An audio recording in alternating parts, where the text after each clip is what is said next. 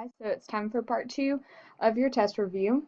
And this past unit, we have talked about accuracy versus precision and how a lot of times we use the same word.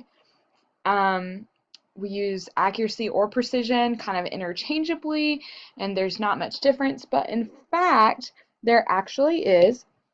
And so we want to talk about what they both mean and the difference. And so accuracy is how close you are or your measurements are to the true or accepted answer or accepted answer. And remember, if I'm writing this down, you should be writing it on a piece of paper so that you are studying and really doing what you need to do for your test tomorrow. And precision is how close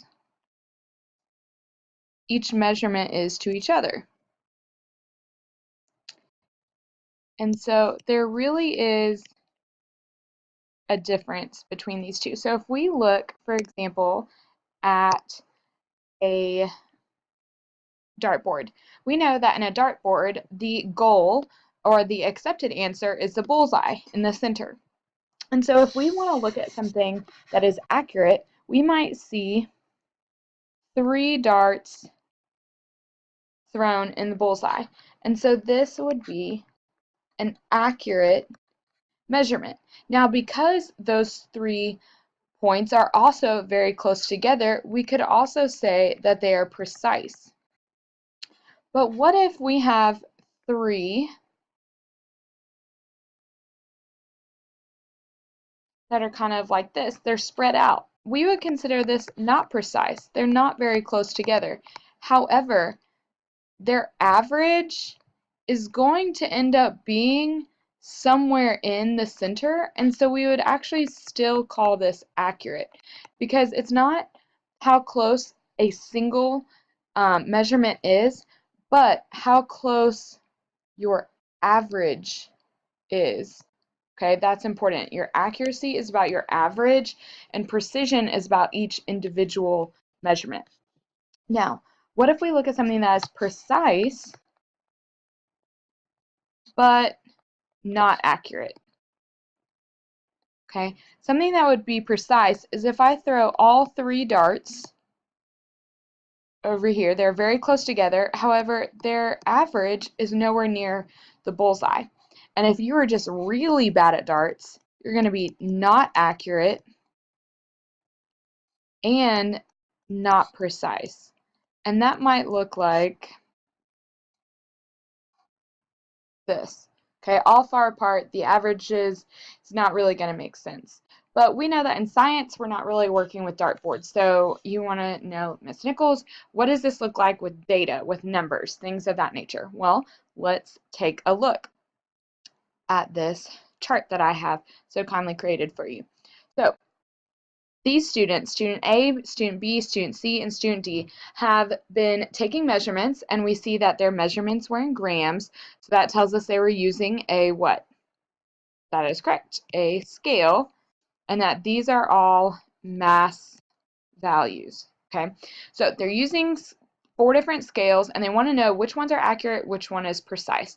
Now, they were all weighing the exact same object, and their object had a mass that was equal to 97.8 grams.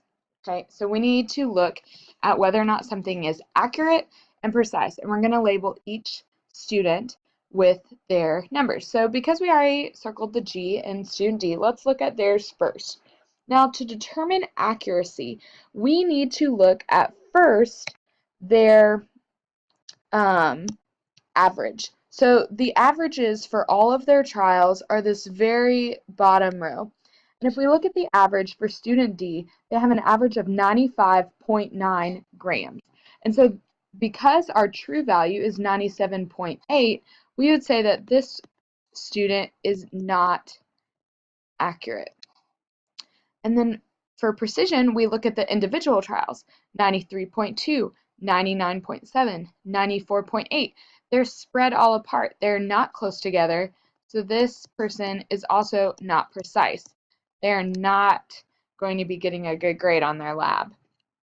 Let's look at student C. Student C, 95.5 grams, 95.6 grams, 95.5 grams.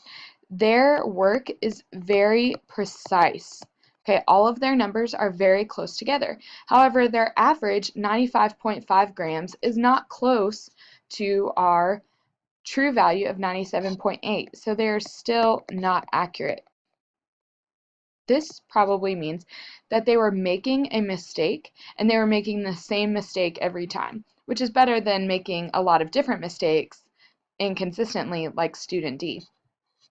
Student B, 99.0 grams, 96.5 grams, 97.8 grams. Their numbers are kind of all over the place, so this person would not be precise.